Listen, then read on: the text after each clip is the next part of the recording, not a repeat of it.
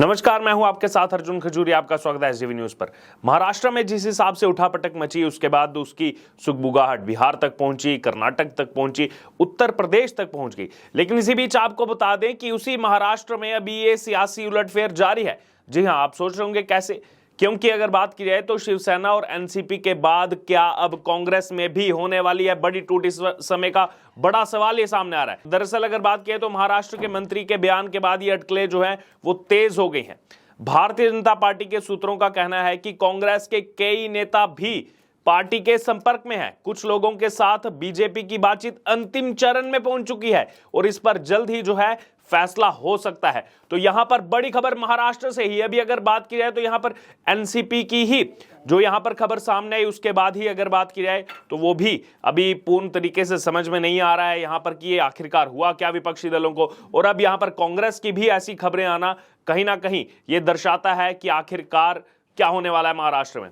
दरअसल अगर बात की जाए तो अजीत पवार की बगावत के बाद से लगातार सियासी समीकरण जो है वो बदले हुए नजर आ रहे हैं महाराष्ट्र में। शिवसेना के बाद एक साल में ही अगर देखा जाए तो एनसीपी भी दो खेमों में बढ़ चुकी है। इसके बाद जो है भारतीय जनता पार्टी शिवसेना गठबंधन को और ज्यादा मजबूती जो है वो देखने को मिल रही है। तो वहीं दूसरी तरफ एमवीए यानी कि महाविकास अघाड़ी के बाद अब कांग्रेस जो है अकेले नजर आ रही है यहां पर, और अब वो भी टूट सकती है। बीजेपी सूत्रों ने ही यह दावा किया है कि कांग्रेस के कई नेता उनके संपर्क में है और उनकी ओर से कथित जो है डील रखी गई है, जिसे लेकर के बातचीत जो है वो जारी है। जल्द ही कांग्रेस के कई बड़े नेता भी सरकार में शामिल हो सकते हैं। तो यहां पर कांग्रेस को बड़ा झटका। एक तरफ तैयारी कर रहे थे कि सबको एकजुट करें और 24 का चुनाव लड़ा जाए, मोदी को रोका जाए, लेकिन यहां पर अलग अलग राज्यों की बात की है तो राज्यों से ही यहां पर पार्टियां जो है टूटती हुई नजर आ रही हैं। तो अभी एक ही बैठक के बाद अगर इस तरह के नतीजे सामने आ रहे हैं तो फिर साफ तौर पर समझा जा सकता है कि 2024 का जो लोकसभा चुनाव है वो एक तरफा होने वाला है। क्योंकि आपस में एकजुटता की बातें तो बहुत करते हैं, लेकिन ऑन ग्राउंड देखा जाए तो अपने ही यहां पर विधायकों को संभालने में नजर नहीं आ रहे कि अपने विधायकों को संभाल पाए।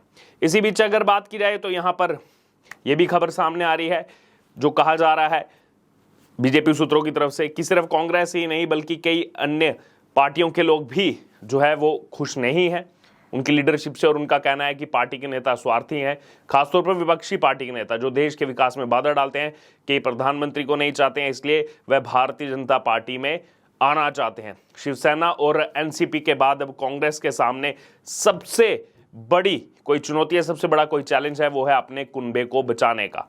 पार्टी सभी विधायकों पर इस समय जो है पैनी नजर रख रही है। तो देखिए यहां पर कांग्रेस को भी ये नजर रखनी पड़ रही है अपने विधायकों पर। अभी तक ये जेडीयू में भी चल रहा कि क्या बिहार में जेडीयू में ये सब होगा।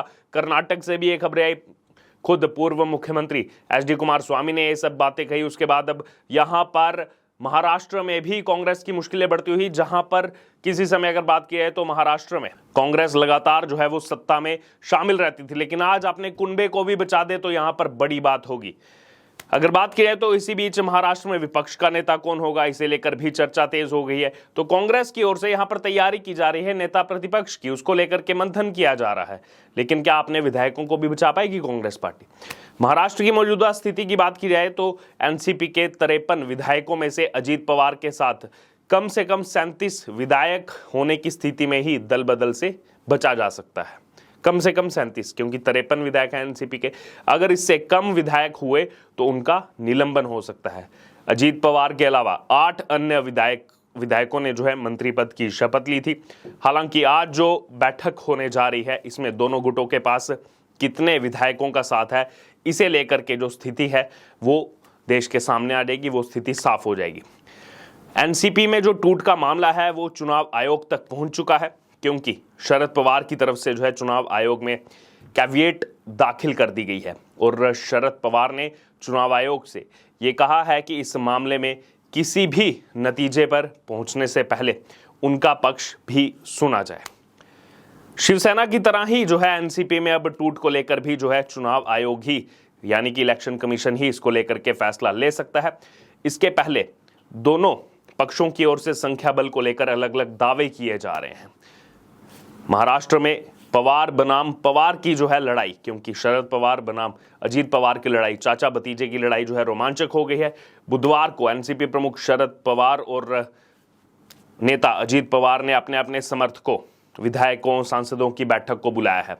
व्हिप जारी किए गए हैं। शरद गुट की बैठक जो है वो दोपहर 3 बजे दक्षिण मुंबई के यशवंतराव चौहान सेंटर में होगी, जबकि अजीत गुट की बैठक जो है वो बांद्रा के भुजबल नॉलेज सिटी में आयोजित हो रही है।